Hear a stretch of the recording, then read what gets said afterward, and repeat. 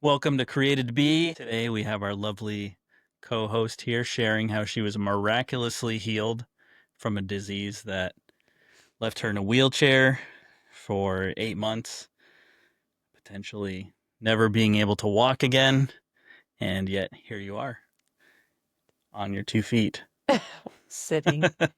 sitting still. But she has the ability to get up, I swear. So I'm Tom, and this is Wesley. We are co hosts of Created to Be and excited to be here and sharing this journey with you all. So awesome. Why don't you just begin to share just a little bit about chikungunya and how you got to, how you contracted it. Yeah, sure. I was a missionary when I went into full-time missions in 2005 as an 18-year-old, and I served at a ministry in New York City, and then I moved from there after a bunch of years to Brazil. I lived in Brazil for 1 year, and from Brazil I moved to Haiti. And I lived in Haiti on and off over a year. And during that time period, I was asked to be an interim director of an orphanage on the island of Laganoff.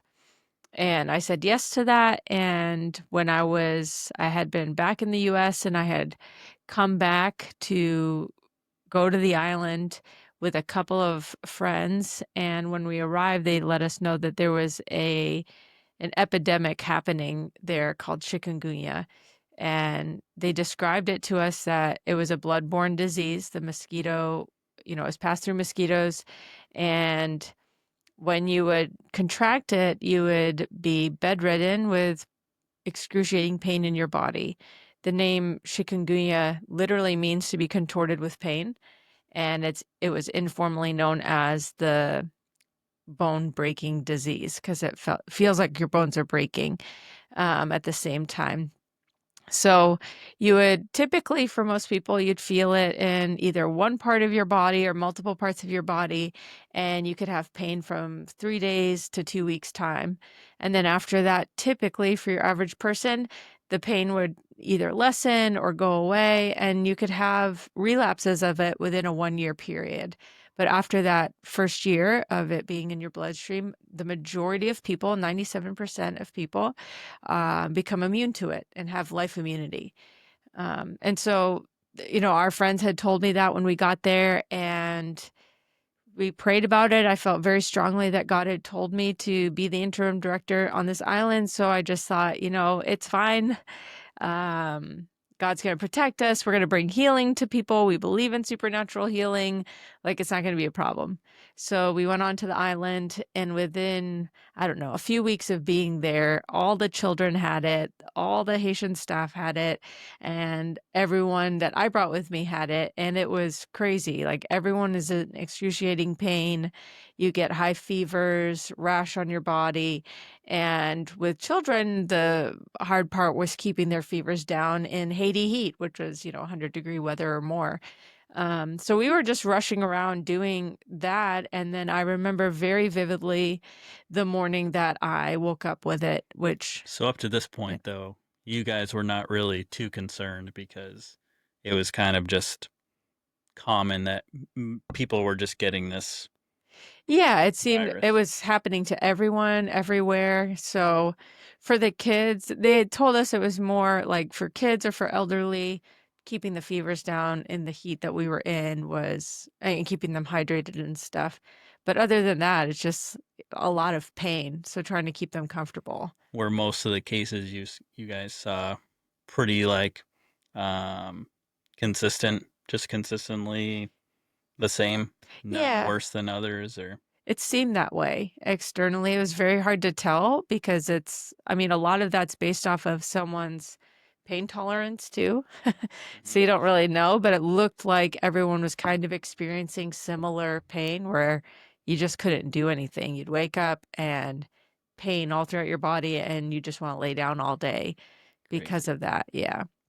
So when I got it, I was already had been the director for a few weeks, and my typical day, I would wake up very early, like between 4 and 5 a.m., have my time with the Lord. And then by 6 a.m., there were staff coming to me, or I was having to deal with different things that were happening. And the day that I woke up with it, I guess it was like closer to 9 or 10 a.m. So the staff was wondering where I was. Nobody had seen me. I was in my room in this little hut on the floor, sleeping on my mat. And one of the staff came in looking for me, and he saw me there and pulled me out on my mat. I remember him pulling me out, and I had so much pain in my body. I couldn't even think straight. I couldn't speak English. I mean, I speak Brazilian Portuguese, and I was pretty fluent in Creole, Haitian Creole at this point. And even though some of my thoughts were in English, like just Portuguese and Creole was coming out, and it was so much confusion. And I remember the staff member, he just started to dump buckets of water on me to try to take down my temperature, my body temperature. Hmm. And the rest of the day was a blur. I just laid there. I couldn't move, so much pain. That's crazy. So do you know like some of the detail, like the more technical aspects of what the disease does to you? So it's in your blood. Do you know like why it reacts a certain way to cause so much pain, or what did they, what kind of details did they give you? At the time, there was not much information about it. I actually don't know if there's more now. When I had, this is skipping ahead, but when I had come back to the States and was getting blood tests done, I remember sitting in the doctor's office and he was Googling it, like trying to find information. Yikes. Yeah, it was If you're a very, doctor, don't Google what your patient has in front yeah, of he them. was just like typing on the computer. And at that point, I was in a wheelchair and had been in a lot of pain for months, but that's skipping ahead. So, all that to say, at that time in 2000, this was in 2014, in the summer of 2014, like June, that I had gotten it. And there hadn't been much information, other than that there wasn't any vaccine for it. There wasn't any medication that touched it. Yeah. So, not sure. Wow, that's crazy. So you had contracted it. People are dumping buckets of water on you Yeah. in Haiti. Um, and so what happens from there? How long were you in that state? Yeah. So, it was about 2 weeks. I remember being right around there. It's hard to remember exactly, but it was about 10 days to 2 weeks that I was laid out, couldn't get up. But I'm a very stubborn person. So toward the end of that 10-day, 2 week period, I just got up. I remember using like a stick type staff to like walk up and down because it was kind of on a mountain that I traveled up to the orphanage and down. And I just kind of grit, grit and bore it, if that's the terminology to use, to Grin and bore it. grin and bear it. Grin and bear it. Yeah, I don't know. I just pushed through the pain, and it did lessen at times. And then, for me, what it looked like other people would have their 10-day to 2 week period and then didn't really have relapses Mhm. that I saw. But I was having relapses every month, and my month, each time it was like a week long, 10 days, sometimes 2 weeks. Of the same amount of pain that you saw the Yes, first like time. just excruciating pain and being laid out. And yeah, that confused me. But again, I just thought, this is what it is. And, it just happens to be worse in me. Um, but then I got into, it was October of that year, 2014, Okay. and I had You finished were bitten by the mosquito in what month? June. In June. Yeah. Okay. And so now we're in. So June, July, August, September, October, Hmm. mid-October, I'm praying in Port-au-Prince, like, God, what do you want me to do with my next, months? And he gave some very clear direction where I was going to go to Brazil till December, from November to December, and then come back to the States. And he had told me very specifically in my time of, I had done 40 days of prayer and fasting, and that I was going to be back at Street Life Ministries, where I had served, my first 6.5 years as a missionary in New York City. So I knew that I was going to be there January to September-ish. Like that was the time that he wanted me there. I had talked to them. They were good with that. So I went to Brazil around in the beginning of November, And I don't remember having any pain. November, December, nothing. Like no relapses. I kind of even forgot that I had it because I was just in the clear. And then I came back to the States and was in my hometown in January. And at the very end of January, I moved to New York City and to the ministry. And in the first few weeks of being back, we were moving a staff member into a new apartment. And it was a lot of physical activity, which is normal. You know, it wasn't abnormal for me. But after like a couple days after, a day or so after, I felt like achy and kind of sick. And I was like, oh man, I wonder if it's just from moving all this stuff. But then it just progressively got worse. And so I was like, oh shoot, like I have chikungunya still. Like I'm still in my year place here. You like And totally forgot about it. yeah, it had been a couple months, 3 months by that point, November, December, January, with nothing.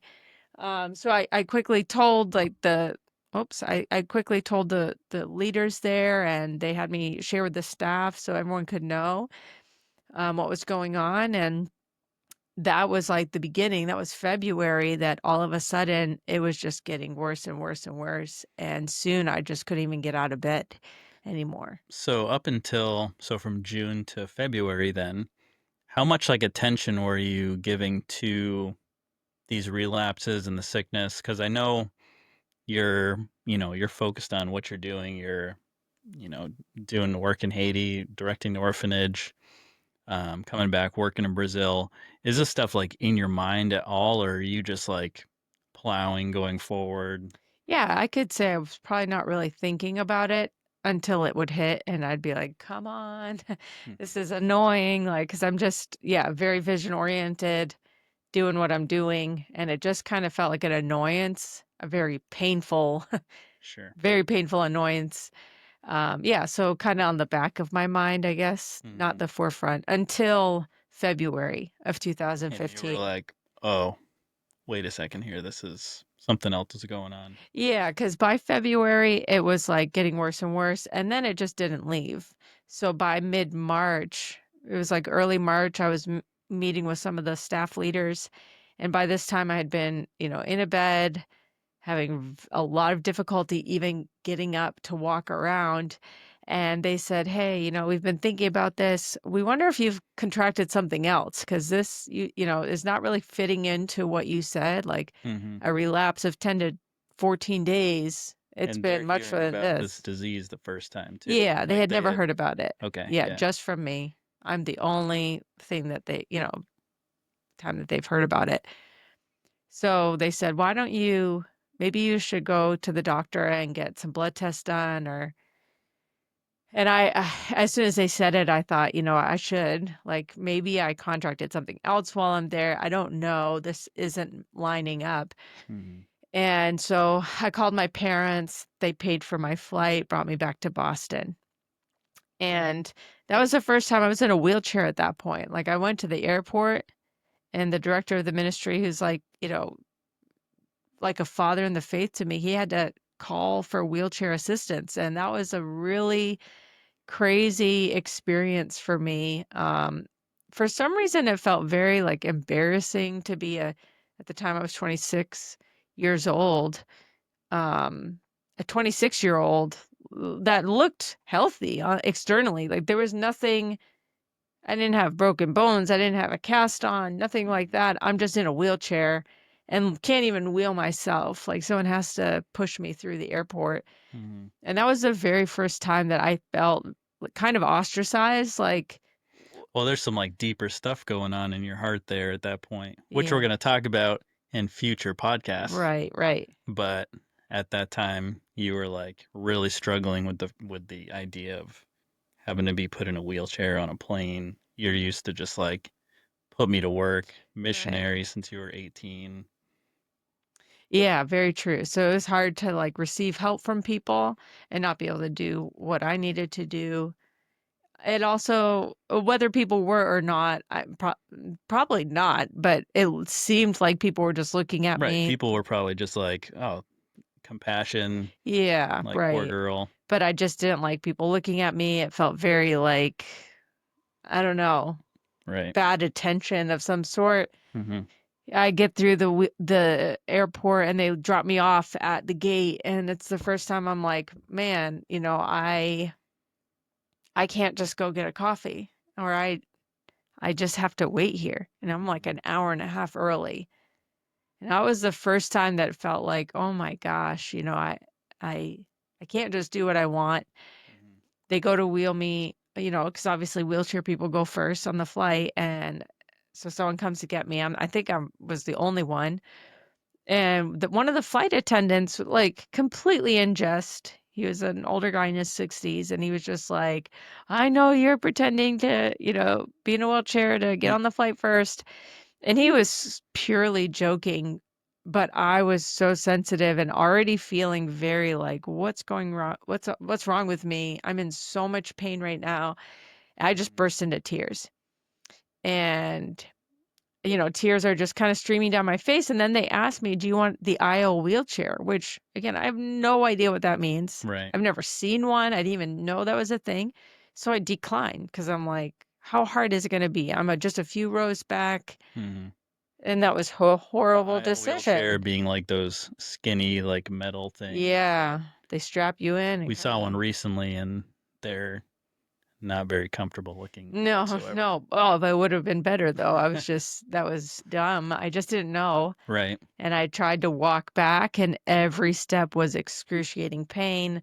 I'm just weeping. Then the flight attendant's trying to help me, and he doesn't know, like, even just touching me is like just causing so much pain.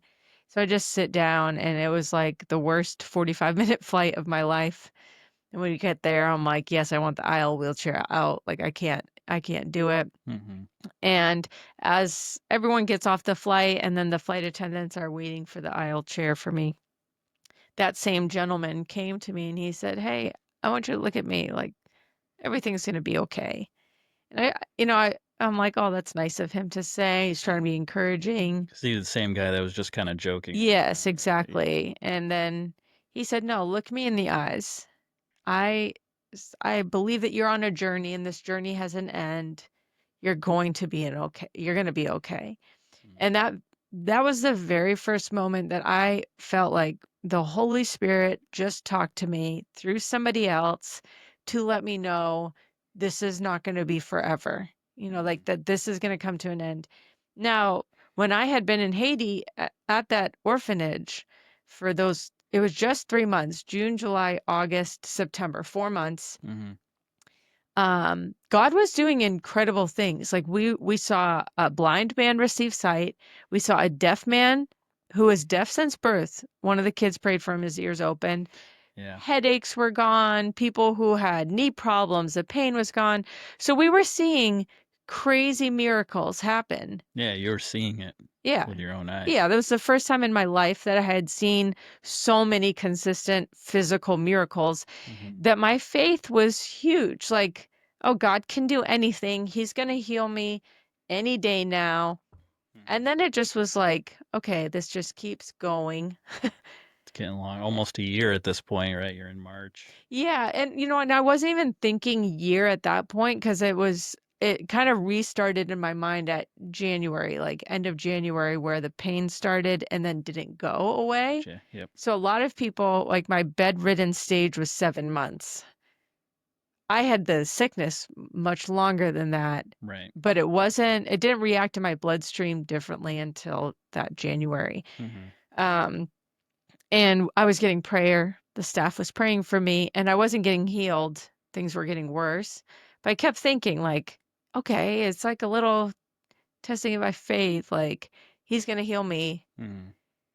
But as it got worse and worse, and now I'm in a wheelchair, and now I can't get out of bed. Now I'm going to go to a doctor and, like, figure out what's wrong. Like, this is getting really serious. Yeah, yeah, Mhm. exactly. Okay, is God going to heal me?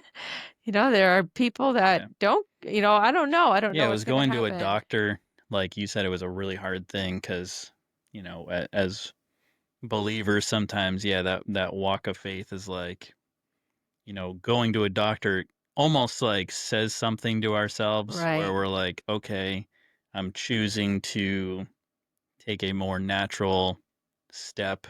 Um, and almost like this feeling of like accepting like the sickness or the virus or whatever, um, which is not necessarily a healthy way of thinking because God uses doctors.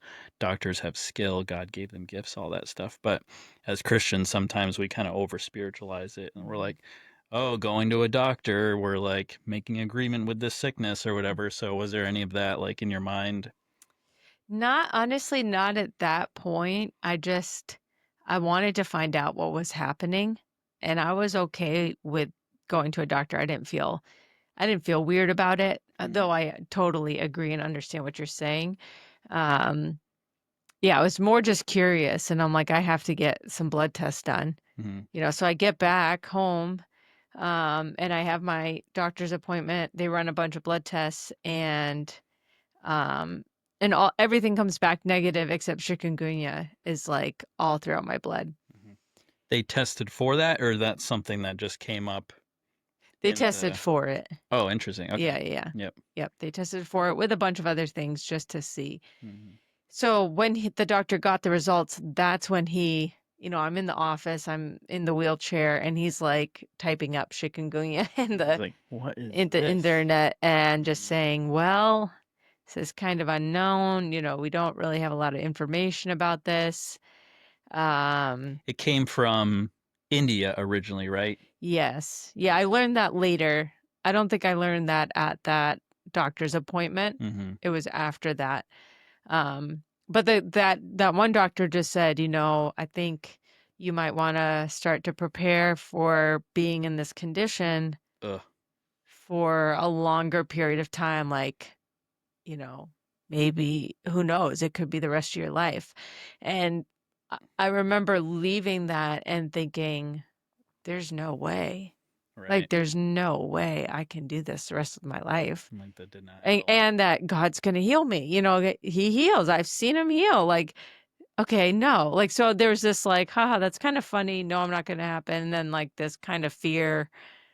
But what if Right. I am like, I can't do anything about it right now. God's not healing me Mm-hmm. right this moment. So it was a kind of I felt very two different things, kind of laughing it off, like, haha, no, God's going to heal me. And Mm-hmm. also like, but what if he Like, doesn't? yikes. This is Yeah. terrifying. Mm-hmm. Yeah. So So that's June 2015. no, that was March, March, sorry, yes, backing up. Back March March, yes. Okay. You flew 2015. to Boston. Yeah. So I'm in New Hampshire at this point Yep. at my mom's house. Go to that doctor, get that news. And I'm like, well, shoot, that's not good news. Mm-hmm. But I don't know what else to do. So, I'm staying at my mom's. And of course, I'm a missionary. Have a lot of You're supposed to be in New York right now. right. The, Like, the Lord had told me to be in New York. But I have a mm-hmm. lot of Christian friends and family and church family. I'd been sent out from my church in New Hampshire that I'd been part of for many years. Um, so a lot of people wanted to come and pray. They were, now Of people are course. hearing like she's bedridden, she's in excruciating pain. Yep. And that's when things got a little crazy because some people just did crazy stuff. And, you know, I'm writing a book about it right now. Dumping anointing oil all over Yes. you and funny all things all Christians do. really great intention, Yeah. like with so much good intention, with Yep. heart, really wanting a faith. And Mm-hmm. but yeah, so essential oils. I was like, my room smelled like like I don't even know, like I smelled like Lavender and pizza with the frankincense. oregano on my feet. And it was just, I'm so glad that was over. But yeah, essential oils. Someone had suggested I do an alkaline diet. So when I had prayed about all those things, I thought, you know what, I'll try it. Mm-hmm. If that's what can heal me, I'll try it. But I think that God's going to be the one that heals me. Mm-hmm. But he could do it through this, but Right. whatever. So I tried to do It's an like alkaline diet too. it's like the story. I was just gonna say the story of Jesus who like heals someone, then he's like, go, um, tell the priest or take whatever Yeah. Moses prescribed to you. It's like Yeah. God can use natural medicines and stuff like that, and even yeah. Yeah. So, right. So I was kind of just like, well, do it whatever your way. And even if I try all these things and then they don't work and then God heals me, then that would be even more glory for him. Like Mm-hmm. all these things weren't working, but he did it anyway. So I was trying. I did the essential oils, I did the alkaline diet, and tons of people prayed over me, so much so I had to like start asking my mom to be a barrier for me and like help She to got a protect me bodyguard. from people. That's another story, but that was Yeah. part of the journey. And You are writing about this. yes, I am. It's in a book Yes. called To Weep with Those Who Weep. It's a Yeah. book about comforting those in suffering. And because we don't do a great job, I think, overall as a church. Wow. Exciting. Can't wait to read that. Yeah. Should be published on the 10-year anniversary of me being healed, which is, Spoiler alert. yeah, it's coming up this year, but you'll hear about it. Very cool. So yeah, so this is March. I do those things. Then I go to a naturopath doctor. And that was a very interesting experience as well. I went in, they start to examine. And then the doctor asked my mom and the nurse to leave. And they had done all the examining already. And I just, sat up. He said he wanted to talk to me. And, I had prayed before I had gone in and like, Lord, let it just be the Holy Spirit that speaks. Because I know that there can be, there's a lot of different beliefs about weird stuff that can happen Sure. Yeah. there. Some like new age stuff can get mixed Exactly. into. Right. Yeah. So I just prayed, said, Lord, let it just be the Holy Spirit. Anything he says, like, I just pray for that.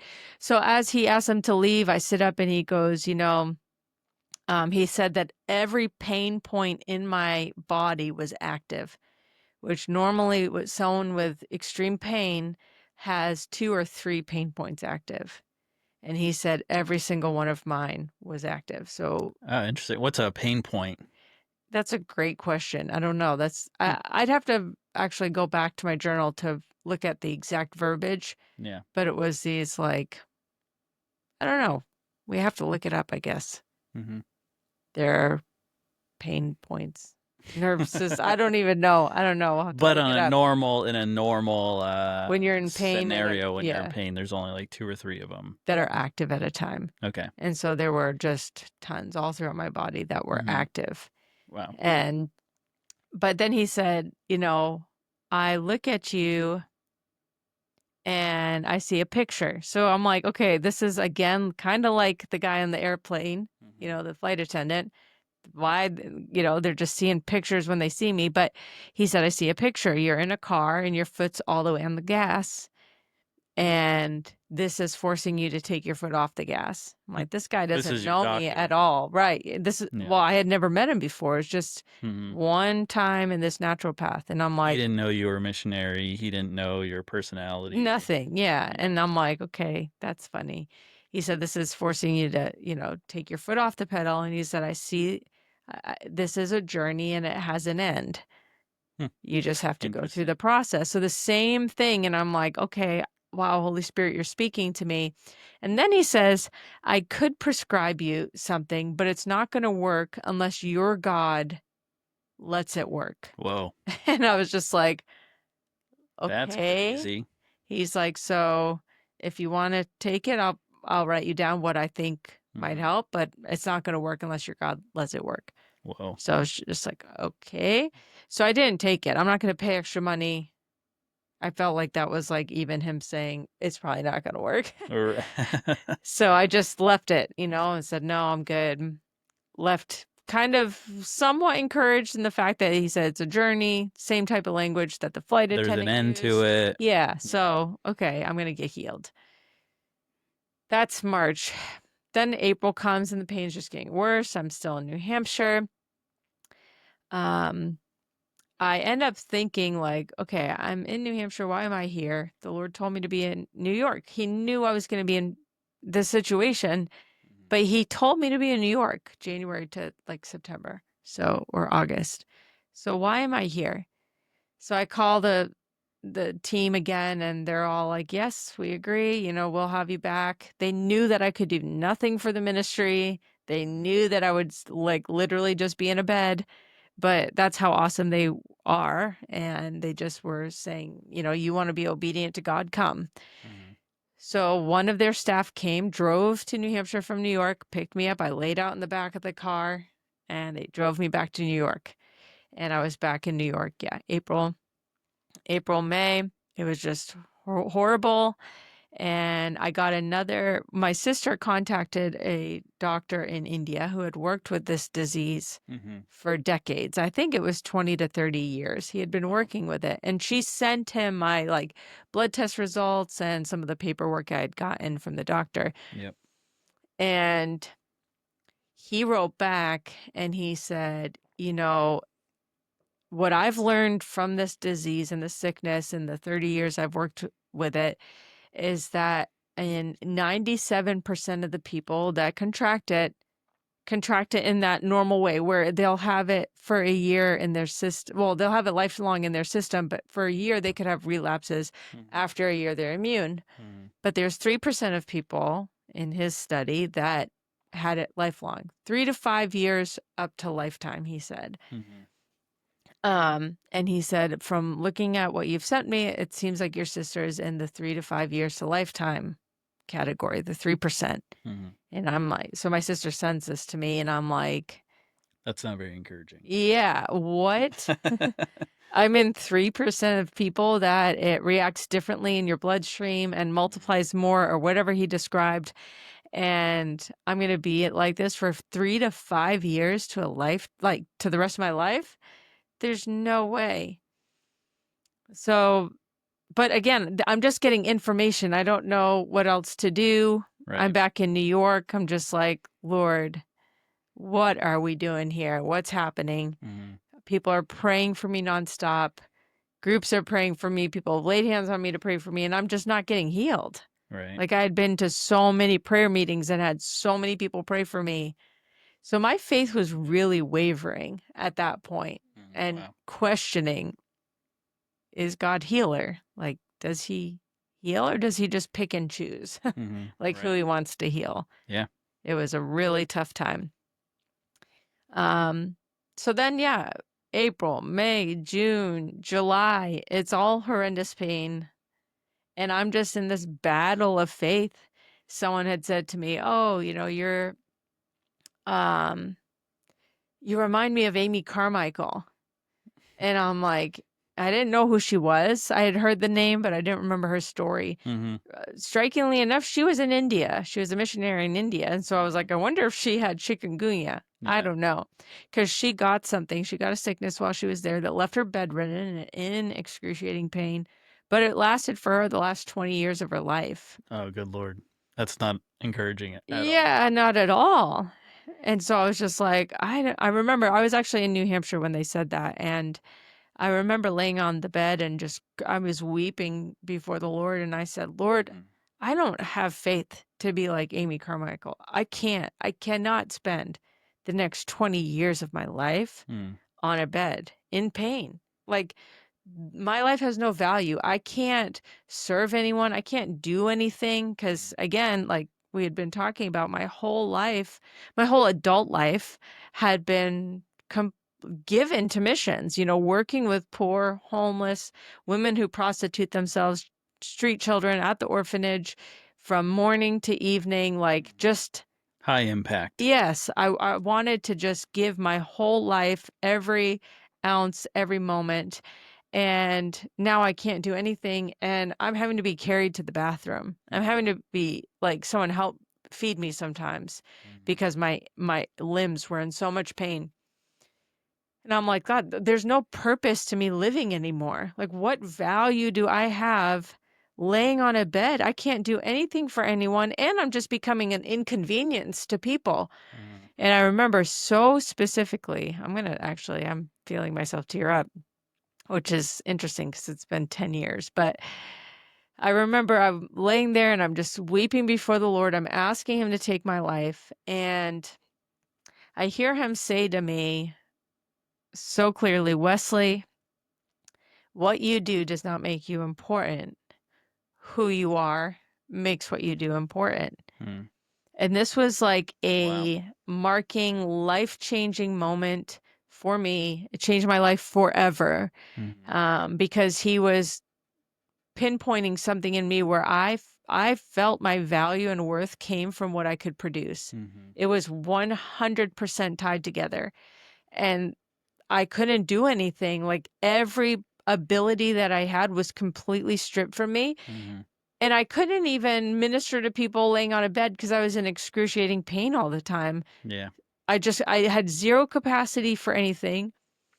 And I just wept because the Lord was saying, that doesn't make you important. What you do doesn't make you important. Who you are makes what you do important.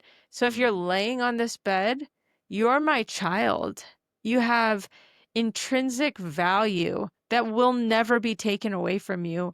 So even if you lay on this bed for the rest of your life, you are the most valuable, priceless. Nothing changes about the way I view you. And I was washed by the love of God. And it didn't change all my mindsets right away, Mm-hmm. but there was a paradigm that A began to shift. shift. Yeah, that I realized I had been so my worth had come so much from what I What did you and were what I doing. produced Yeah. and who I impacted, etc. And I began to realize, oh my gosh, that does not matter to him. Like I No. have value just because of who I am, Just who you are. Yeah. because I'm his child. Wow. So it was a huge shift. And that, you know, that was something then I began to process along with, does God heal everybody? Right. You know, like, uh, is he going to heal me? Does he want to Big heal me? question. Yeah. Yeah. Like Yeah. I Major. really wrestled with that. Mm-hmm. And I got to a place end of July, mid-July, end of July, where I was reading Hebrews 11, seeing, many of us are familiar with that The faith passage. chapter. How many Exactly. times did you read the faith chapter? I know, so many. But I realized, like, and I had seen this before, but something new hit me for my situation where, in each of those people in Hebrews 11, it said they were counted for their faith, even though none of them received the promise in their lifetime. Right. And, I began to ponder that, like, well, that is faith, like where I believe God is who he says he is, not what my circumstance says about him. Mm-hmm. That was a really huge shift for me where it was like, okay, then what does the Bible say about who God is? I can't let my experience define him. Mm-hmm. The Bible has to define him. He gets to define who he is. Yep. And when I went to the Bible, all I saw over and over and over again was Jehovah Rapha, God, your healer, God, my healer. I Mm-hmm. saw I am healing, and I bore all your sicknesses and diseases on the cross. Salvation, sozo, the Greek word sozo, saved, healed, delivered. Just Right. over and over again, him declaring who he is to us, Mm-hmm. and through what his son purchased also for us. And so I made a decision, I'm going to believe that God is who he says he is. I don't care what it looks like physically. I'm going to believe it. I'm going to say yes to that. Yep. And it was on August 1st, 2015 that I said, I'm going to start Mm-hmm. believing every single day. Today's my day. I'm getting healed. Yep. And Yeah, I think that's key too. Like I think stepping into the faith part where it's like, I'm going to believe this, um, I think is so important. Not it can get really extreme where people are like, I'm gonna manifest my healing, or right. like, I am healed and physically not yet. And it's like, I think the the healthy way to work that out is to, yeah, have the faith that God is who he says he is, and um yeah, believe that it's possible that Hmm. God wants to heal, and not denying the circumstance, not denying the situation you're in, but choosing to believe, the faith. That's what, in the word it says God's pleased by that. Faith Hmm. is what pleases him. So I think that's so clutch to, um, take away from this part of it, is that piece. Hmm. Yeah. Yeah. It was huge for me. And then so I just decided, I'm going to believe that. and try to walk out that healing as best as I could, And so I remember August 1st, wake up, today's the day I'm getting healed. I'm going to try to, pick up my glass of water because this was extremely difficult. Mm. And if there was still pain, I was just determined I'm not going to get discouraged. It's okay. Like my circumstances do not define him. He Having defines joy in the him. circumstance. Yeah, I don't know that I had complete joy, Yeah. but Yeah. Not so much like the happiness or the laughter, but contentment. yeah, contentment. Yeah. I guess that's more the word I was looking for. Yeah, yeah. Yeah. Yeah, because I was content for the most part. Um, and I remember doing that just every day. Okay, today's the day. You're my healer. I believe you're going to heal me, that you delight to heal me, that you say you're my healer. And I went on doing that. Now it went 1, 2, 3, 4, 5. The days went on where that was happening. And I remember on August 12th, I was just praying. I'm still bedridden, still in excruciating pain, still in a wheelchair. And I'm praying, and I felt like the Lord spoke to me and said, Wesley, go for a run, and I'm going to heal you while you run. And that was a really big thing. I thought, You are a runner. yes, I You loved ran. running. Yes. Because if God, spoke that to me, I'd be like, that'd be a little bit different because I hate running. Yes. I'd be like, absolutely not. I don't know. Why would you ask me to do that? Don't have enough faith to go for a run while I'm healthy. Yes. But No, so I you are a love to runner. run. You Yeah. love to run. Yes. And you wanted to run. Yes, exactly. The great Yep. point. Mm-hmm. So he tells me to go run. But at this point, I'm like, I actually didn't feel like I had enough faith to do that because, I go like this, feel that I'm not healed. I'm not going to be like in tears, pain. Mm-hmm. If I walk to the bathroom, which I was trying to do, okay, maybe I'll be in a little more pain. But thinking about like actually leaping onto my limbs, I was like, if I don't get healed, It's gonna be a oh, I lot of can't. hurt. Yeah, it's going to be so painful. Mm-hmm. So I just said, like, God, I'd love for you to give me confirmation about that before I try to do that, because that's big.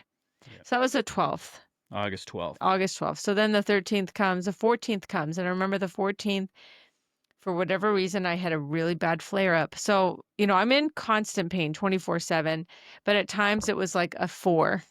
Mm-hmm. And then there was other times it was like a 9. Mm-hmm. Like, so kind of a wide range Fluctuated. of Yeah. pain. So on this day, it was like a 9, and I'm just laying there crying again, just saying, Lord, like, please heal me. I receive your healing. I can't do this much longer. Mm-hmm. And I felt like the Lord spoke to me again. And I heard the Lord say, Wesley, be at peace, rest. Today's your last day of pain. Oh wow. And I remember thinking, That's huge. yeah, well, yes, it was huge, knowing that it actually was. But Mm-hmm. at that moment, I thought, I really Is that hope just so.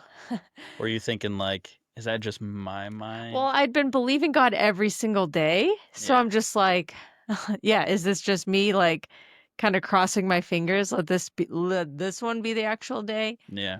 We'll see tomorrow, like I really hope that that's true. Yeah. So I go to bed, and the next day I wake up and I still have pain. So I'm like, Mm-hmm. all right, well, Weren't you like from August 1st, like staying up till like midnight or couple of something? days, not every day, but there was And like, you were like maybe yeah, the end of the day or something. yeah. So I remember one specific night that I stayed up till midnight, and just I was worshiping, like, okay, God, you still have 5 minutes. And then it hit midnight, and It's then I gonna be was today. like, You got 5 minutes, yeah. Lord. Well, I was like, I won't tell anyone. Like, it passed a couple minutes past midnight, and I was like, oh, you could heal me now. I won't Yeah. tell I'd anyone. still tell people it Yeah, was yesterday. I yeah. swear. I swear. Yeah, and then I'll go to sleep kind of laughing and sad at the same time. But yeah, so I was, yeah, kind of just at that point. The 15th, I wake up, I'm still in pain. What level on the 15th when you woke up? I don't know, it Don't wasn't like remember. unbearable, probably 5, 6, Okay. kind of medium. Slight improvement from the previous day. Yes, yeah, it wasn't a 9. Yeah. So that day, I was supposed to have a call with my parents because now my time at Street Life is ending. I only had a couple more weeks there. Right, because you had said January to September. Yeah, well, they leave third week of August was their last outreach. Yeah. So September everyone's on Oh, break. and I want to remind you to tell people about the you had booked a trip. Yeah, so this is what I was just Oh, going you to were just talk got about. okay, Yeah, all right, yeah. go there, yeah. Yeah, so a friend of mine, one of the other staff members of this ministry, she and I had talked about taking this trip through Europe. Mm-hmm. Now, this was earlier on in like March. Mm-hmm. So I had just been having the pain, You're but we like, I'll be fine decided by we're going then. to do it. We Mm-hmm. were going to go. We booked flights to 7 countries That's crazy. for September. In March, you were in quite a bit of pain. Yeah, but I was just like, well, Yeah. this is, well, I'll be fine. I just was not, I don't know if it was denial or what, but I just was not thinking Yeah. that it was going to happen. Maybe a little bit of everything. Yes. Yeah. So we had all these flights purchased. So on the 15th, I'm talking to my parents. Now the Lord has told me you're not going back to Haiti in this 7-month, 8-month period of time. You're not going back to Haiti. You're going to go back to school. You're going to do that in New Hampshire online. Oh wow. You're going to be back at your church. Massive, Sounds massive like a lot of transition. directional type of Yeah. yeah, a lot of directional type of things. And now here I am. And then I have 7 tickets to go all throughout Europe. And it's like 2 weeks away, Mm-hmm. 3 weeks away. And I can't get out of bed. So I call my parents. I'm telling them all the things that the Lord had told me, like, this is going to be the next part of your season. This is what it's going to look like. And then I'm saying, Mom, Dad, like, I bought all these flights. Am I an idiot? Like, did I waste people's money? Because I'm a full-time missionary at this point, So we were gonna go and do all these ministry things, and I don't think I can't go in a wheelchair. I won't have a wheelchair there. Like, I can't. Right. Am I supposed to go to the flight and like believe that I'm gonna get healed before the flight takes Right. off? Like, what do I do? Mm-hmm. So my parents are awesome and love the Lord. And they just said, no, you're not foolish. Faith, this is faith. Like, you did what you believe the Lord's telling you to do, and that pleases Him, no matter the outcome. Yeah, a lot of people would be like, yeah, you probably should cancel that stuff. Like, Right. Yeah. They didn't. They didn't. They were great. So awesome. So it gave me a lot of peace. mm-hmm. As I'm talking to them, it's a FaceTime call. One of my sisters comes on the call, my sister Emily. And she was like, hey, are you healed yet? Everyone's praying, believing. Yeah. And I was just like, no, not yet. Like, I'm believing, whatever. And she goes, well, I have to just tell you this. 3 days ago, so we're on the 15th, she's saying the The 12th. 12th, yep. 3 days ago, I was praying for you, and I felt like the Lord tell me to tell you to go running, and He would heal you while you ran. And that was the day that I felt like the Lord told me that same thing, and I needed confirmation. Wow. So she tells me, and I'm like, That's not just like a common thing to like hear. It's like the Lord told me that you should eat lunch today. yeah. It's like, well, I was gonna do that anyway, so Right, this was right. very specific. Absolutely. Like she knew you were not gonna go running like during Right. this time of your life. Right. Yeah. Well, and she even said, I was too nervous to tell you on the 12th Mhm. because I thought, she's in so much pain. Like, and what if she doesn't get healed? Like, Right. she was kind of dealing with her own questionings. Sure. And she tells me that, and I go, Emily, God told me on the 12th to go running and He'd heal me while I ran, but I was too nervous. Like, I asked Him for confirmation. So now, like, my faith is starting to build. Like, Up, yeah. yesterday He said it was my last day of pain, the 12th. Now she's confirming that. So I tell them, I'm going to get my sneakers on. Pray for me. I'm going to go try to run. Mm-hmm. And my sister, I remember Emily says, when He heals you, testify to somebody. And Yep. I'm so glad she did, because I kept it at the forefront of my mind. Yep. So I put my sneakers on. She said when He heals you. Yeah, when you heal, It when wasn't He is if. saying, no. When He heals you, She was testify to pumped with someone. faith too. Yeah, I mean, that moment, there was just like Yeah. this surge of expectancy. Were your parents still and on the faith. call at that Yeah. point? What did Yeah. they say? They were just excited. I mean, just like, I'm like, this is what I'm going to go do. Yeah. They're like, we're praying. Let us know what happens. Yeah. So I get my sneakers on and I hobble outside. I texted the staff at Street Life and I just said, listen, this is what I'm trying to do. I believe God said it. pray for me. So they're all like texting, like, we're praying, be careful, bring your phone. Like, if you fall, text us, we'll come get you. Just a wide variety of texts. So I take my phone, I start to go, and now I'm hobbling out to the road, and I'm in pain, but the pain's not increasing. So I'm like, well, that's something, because I'm walking I was being very cautious. But I get to the road, I take a deep breath, and I'm just like, okay, here we go. So I start to try to run. It was not really a run. It was like a hobbling jog. But the pain wasn't increasing. I was still in pain, but it was not getting worse.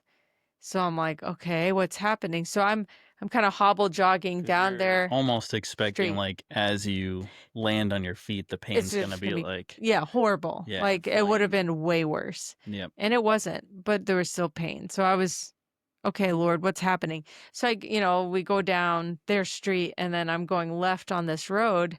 And as I turn that left, I start to just pray out loud, and I'm saying, God, you said if I ran, you would heal me while I run. Like, here I am. And as I'm crying and praying that out, I feel the pain go from my feet all the way up my body and out my arms. Whoa. And then in an instant, it was completely gone. Wow. And now I'm just freaking out. I'm screaming, yelling, crying. Zero pain. Zero. Completely gone.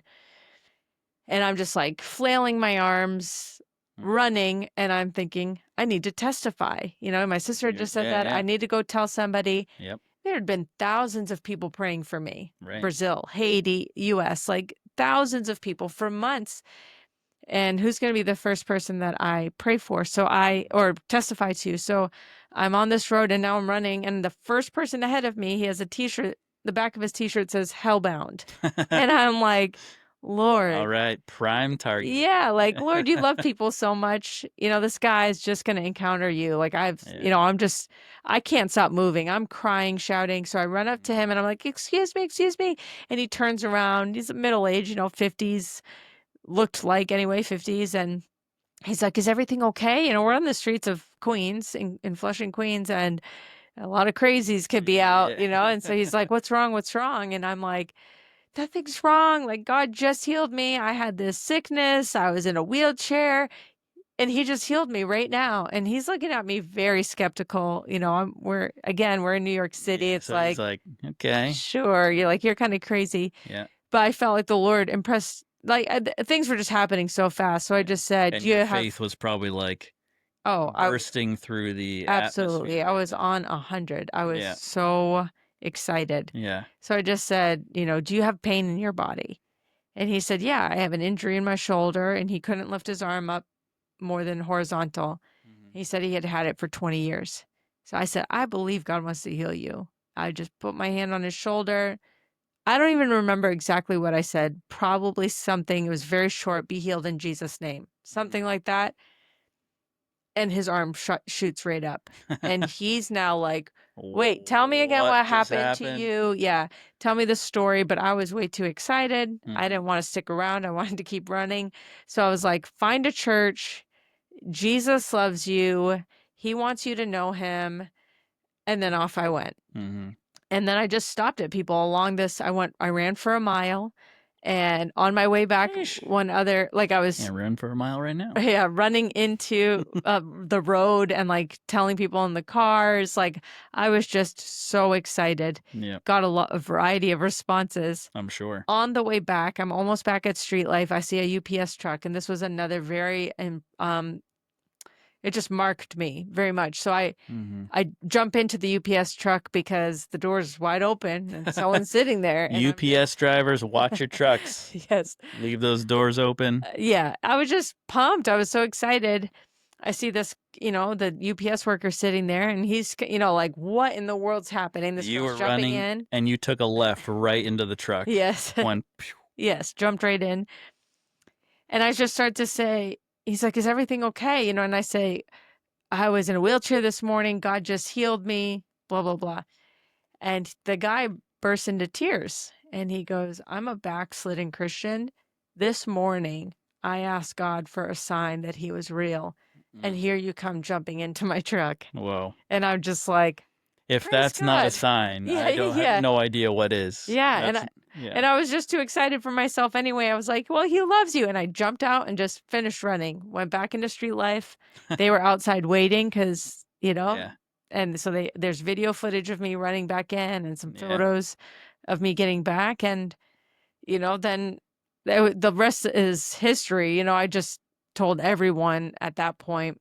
Um Pretty incredible. So yeah, Yeah. that's You've got video documentation. yes. I've seen it. I've seen it. There is cell phone footage from 2015, which is And a my little YouTube pixely. video that Yeah. I made the day after I was healed, I just hopped Yeah. on and made a video kind of testifying, just a Mhm. really short So what video were to some of tell the people. responses? Like you come running into the driveway. How many staff are right there? There was just a few. So Hmm. Robin came out, Mariana, Ryan, Amy, I think. So 3 or 4. And And everyone was just like, they're just shocked. yeah. Everyone is in shocked, laughing. I can't stop moving. I'm sobbing, laughing, crying. Can't, I'm just jumping around. And they're all just like, praise God, praise God. What was so cool. So then I get healed. Then the following week is the last outreach of the year. So I get to Mhm. participate in that last outreach. Then my friend and I leave for, no, I had a trip to Haiti. So I go to Oh, Haiti. you went to Haiti in between. Yes, I went to Haiti first, Hmm. had a trip there, so I go and I testify to everyone there. Then I get back and then we go to Europe. And my friend who I was going to Europe with, who's one of the staff members, had severe dairy allergy. Hmm. Severe. It was on a very strict diet. And long story short, I hope at some point maybe she could hop on and share her story That because, would be cool. yeah, I'll maybe we'll see if she can get on. Hmm. But long story short, the Lord heals her on this trip to Europe, and yeah, I'll see if she'll come on and share the details of that. Hmm. But it was incredible that we prayed one morning, and then she started testing out, and nothing was aggravating. Pizza, ice cream, cappuccino, Oh, like. Yeah. so good. And we were like in Italy, so it was some good Wow. stuff there, but So you um get healed. You go to 8 countries, including Haiti. yes, right. Didn't have to cancel any tickets. No, You yeah. went.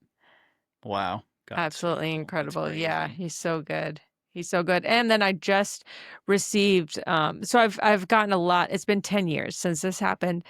Yeah. Just 10 about years this coming August. exactly August Yeah. 15th when my book will be published. Hmm. But I just got a phone call in April of this year from somebody who I'd never met them in person, Hmm. but they knew some of my other family members. And I hopped on a call with them, and they shared that they have a friend who's in a wheelchair and had been for several years, and, debilitating pain, chronic illness. And they had watched my video and they felt led by the Lord to send my YouTube video to this friend. And they said, call me when you're done. And when they sent it to them, the person called, they said, I just felt so full of faith to say, get up and walk. Hmm. And so she said, I'm a timid person usually. So that was not my norm. My friend knew that. She said, but it just kind of burst out of me, get up and walk. Hmm. And she said, my friend was like, okay, well, I'll pray about it. And, Right. see, they hang up the phone. And later that day, she gets a video of her friend jumping up and down Wow. out of her wheelchair. And then the next day, jumping on the bed with her kids, completely That's healed. amazing. Yeah, I was like, this is, I know, it's Almost 10 years incredible. later. Yeah, Almost 10 years later. right. Yeah, just from watching a video and her faith surging. So, Yep. yeah, God's still doing incredible things. Yep. That's amazing. Maybe we'll link the video in the description below, so you guys can watch that. Mhm. We'll put it on our channel. But that's an incredible story. Um, and yeah, I just want to uh, um, remind people you already have written a book Right. called The Orphan Mentality, and that is um, a lot about identity and knowing your value as a child of God, and that's a lot of what we're hoping to discuss on this channel. Mhm. And you've got another book coming out Mhm. in August about grief, weeping with those who weep, more from the perspective of, being support to people that are grieving, right? Not so much from the perspective of the griever, right? But how to respond right in a biblical, godly, Jesus-like way. So that's super exciting. Anything else you want to share? All good. Awesome. Well, hope you guys enjoyed this video. Please subscribe to our channel. And we'll see you in the future. God bless.